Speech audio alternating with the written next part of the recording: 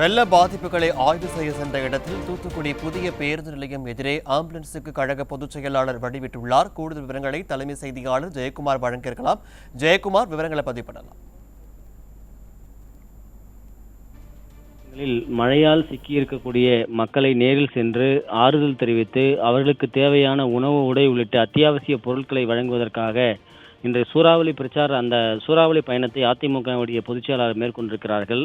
குறிப்பாக தூத்துக்குடியில் இருந்து நெல்லை வரக்கூடிய அந்த வழியில் ஆம்புலன்ஸ் ஒன்று வாகனங்களுக்கு இடையே சிக்கியிருக்கிறது. உடனடியாக அதிமுகவுடைய பொதுச் செயலாளர், சட்டமன்ற எதிர்க்கட்சி தலைவர், முன்னாள் முதலமைச்சர் புரட்சித் தமிழர் எடப்பாடி கே பழனிசாமி அவர்கள் தனது காரை உடனடியாக ஓரம் நிறுத்த சொல்லி ஓட்டுநரிடம் ஓரம் நிறுத்தினார். தனது பாதுகாவலுடைய வாகனங்கள், தனக்கு பின்னால் வந்த அதிமுகவுடைய அனைத்து முன்னாள் அமைச்சருடைய வாகனங்கள் எல்லாம் ஓரம் கட்டப்படுது. உடனடியாக தனது பாதுகாவலர்களை அனுப்பி அந்த ஆம்புலன்ஸை உடனடியாக அந்த வாகனங்களிலிருந்து மீட்டு வழி அனுப்பும்படி அறிவுறுத்த கீழே இறங்கிய பாதுகாவலர்கள் அந்த ஆம்புலன்ஸை அந்த வாகனங்களுக்கு மத்தியில் இருந்து, அங்கு சாலையில் இருந்த வாகனங்களுக்கு மத்தியில் இருந்து ஆம்புலன்ஸை மீட்டு உடனடியாக அனுப்பி வைத்தார்கள். குறிப்பாக இந்த நிகழ்ச்சியில் காரில் பயணம் செய்த முன்னாள் அமைச்சர்கள் ஆர்.பி. உதயகுமார், செல்லூர் ராஜு, விஜயபாஸ்கர், ராஜேந்திர பாலாஜி ஆகியோரும் வாகனத்திலிருந்து கீழே இறங்கி அந்த ஆம்புலன்ஸ் செல்வதற்காக அவர்களும் அந்த வழியை ஏற்படுத்தி கொடுத்திருக்கிறார்கள்.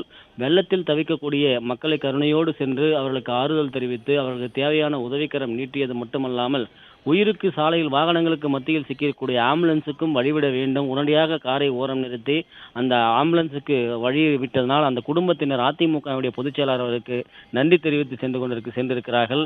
அந்த காட்சிகளை நம்மால் பார்க்க முடிகிறது. உடனடியாக அந்த நெடுஞ்சாலையில் வருகிற பொழுது ஏராளமான வாகனங்கள் அந்த மழையின் தாக்கத்தின் காரணமாக பொறுமையாக அணிவகுத்து வர அந்த வாகனங்களுக்கு மத்தியில் சிக்கி இருந்த ஆம்புலன்ஸை மீட்டு அதிமுகவுடைய பொதுச் செயலாளர் அவர்கள் அந்த ஆம்புலன்ஸுக்கு வழிவிட்டிருக்கிறார்.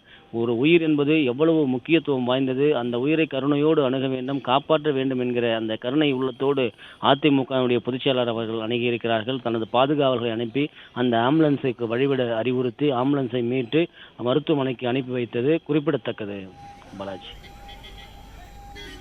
விவரங்களுக்கு நன்றி ஜெயக்குமார்.